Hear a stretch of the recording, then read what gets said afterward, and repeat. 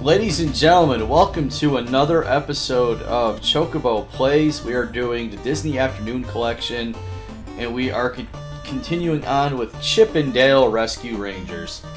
Now, this was a great cartoon back in the day. Basically, they took the two, originally twin-looking chipmunks that were foils for Pluto, and occasionally Mickey, and made them detectives. And they modeled Chip, who's called Chip because he has a chocolate chip nose on the left, and Dale because Dale.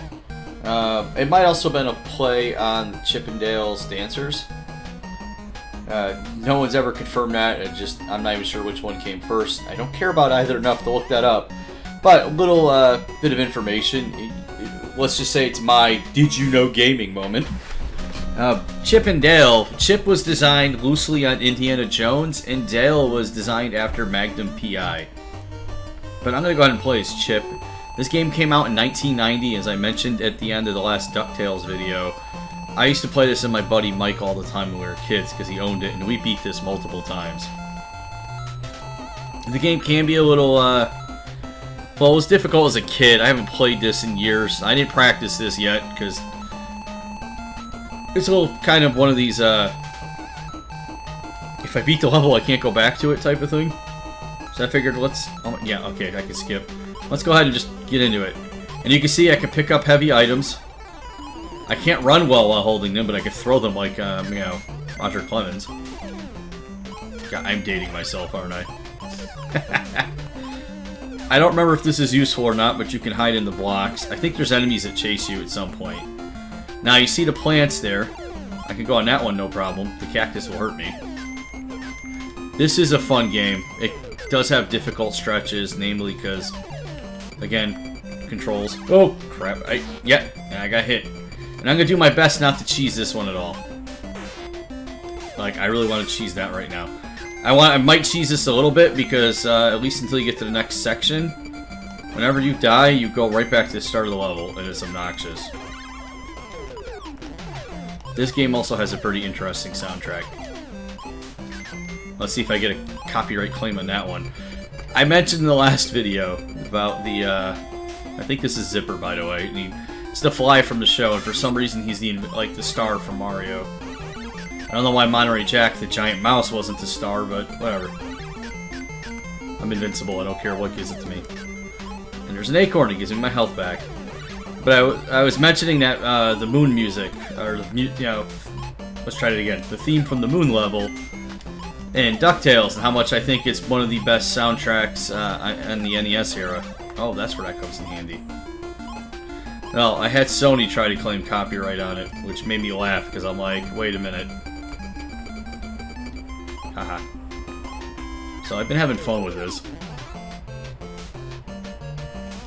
I remember playing this as a kid, and I just killed something off screen. And, oh, I hate those bees. And getting, with the Game Genie, I got stuck in this level because there's a code that used to let you be invincible and you would just get dazed. But when you got dazed on the electrical stuff, you were in an endless loop.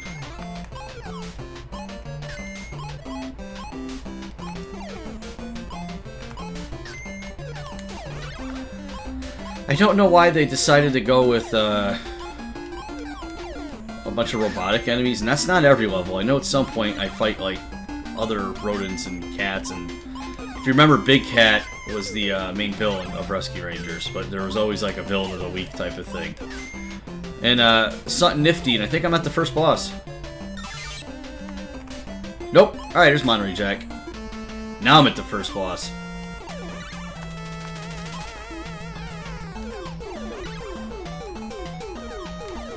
I have to do more than one level per episode. This isn't as hard as I remember as a kid. Then again, I was born in '82, so I was less than 10 when this came out. But there's your first level boss, pretty straightforward.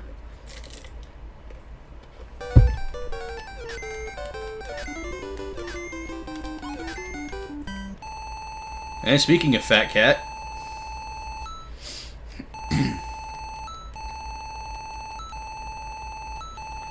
and he caught Gadget.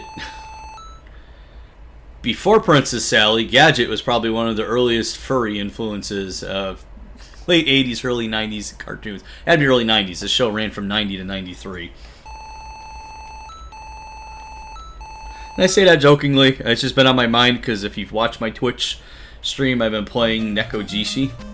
I forgot about... Oh, I didn't realize it would pick the level. You actually can pick what level you go to.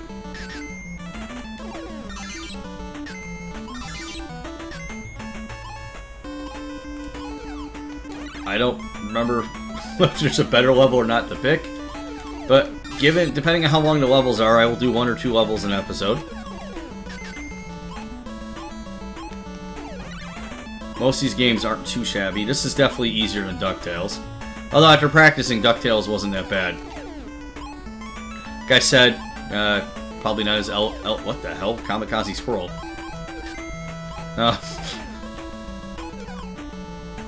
Anything secret in here? No. No, that's bullcrap. It's alright, though. Mistakes were made. I forgot what I was going to say. Oh, yeah, that's what it was. Oh. Eat me, game. In DuckTales, it was the hit detection was a bit off, which made things a little frustrating.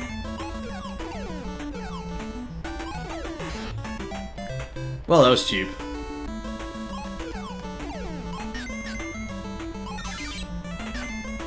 I don't understand why they're giving me my health back at the beginning of the level.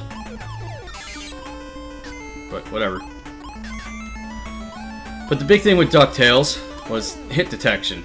That was definitely a major issue for me. I just felt like I was getting cheesed in boss invincibility frames. This one, as you can tell, they were a year after making DuckTales. They're a little more refined. DuckTales 2 definitely feels a bit more refined. I still think I like the first DuckTales better, though.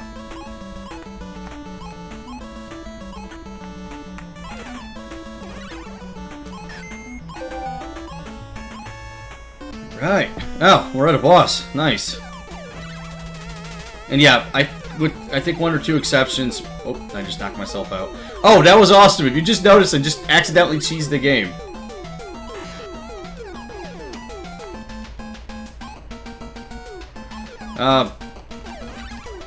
When you are stunned, you're invincible. I did not know that. So there we go.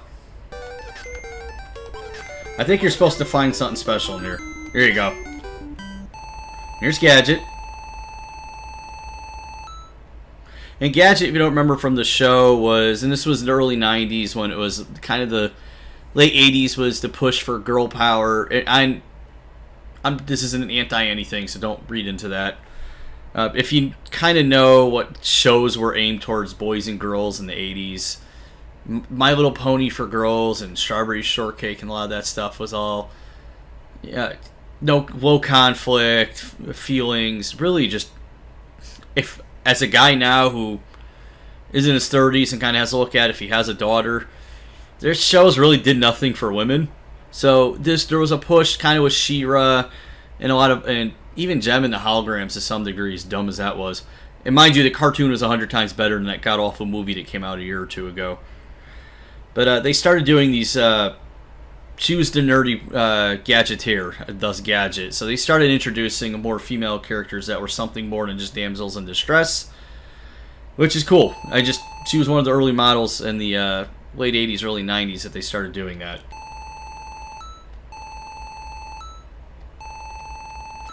And she's talking about giving a carrier pigeon how to find her. Shut off some water pipes.